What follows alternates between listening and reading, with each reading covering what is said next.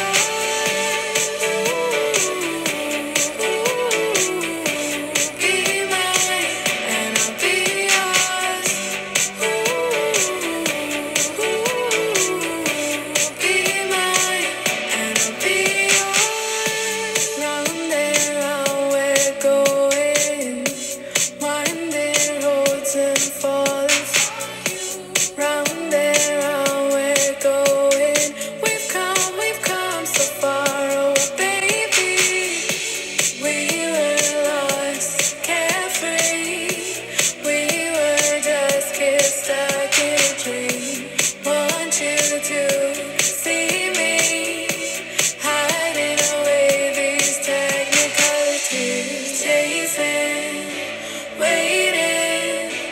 Be mine and I'll be yours, chasing, waiting. Be mine and I'll be yours. Be mine and I'll be yours. Be mine and I'll be yours. Chasing. Be mine and I'll be yours. Chasing. Be mine and I'll be yours.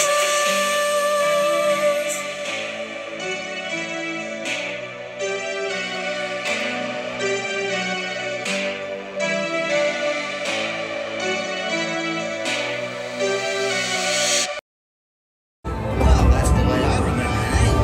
Yeah. Well, where was I? Oh, right. And they all live. Now, how does that go? Happily ever a wonderful time. Nothing else can you say? No, we can't.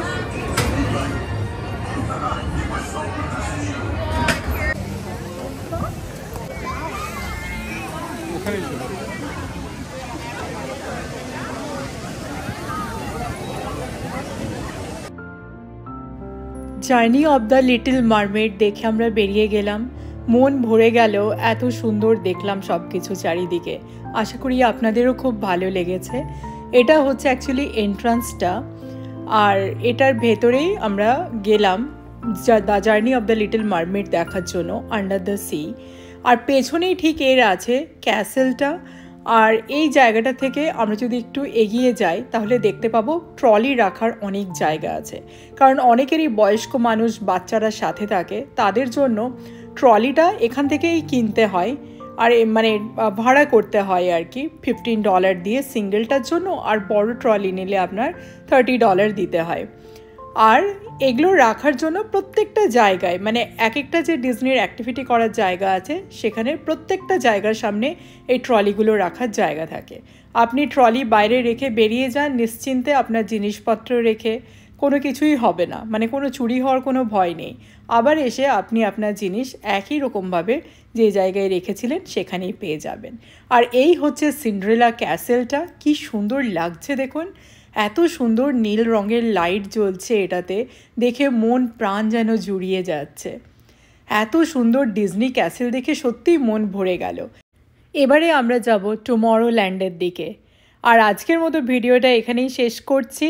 ভালো লাগলে অবশ্যই একটি like, comment, share আর subscribe করে দেবেন, আর আমার সাথে থাকবেন। ধন্যবাদ।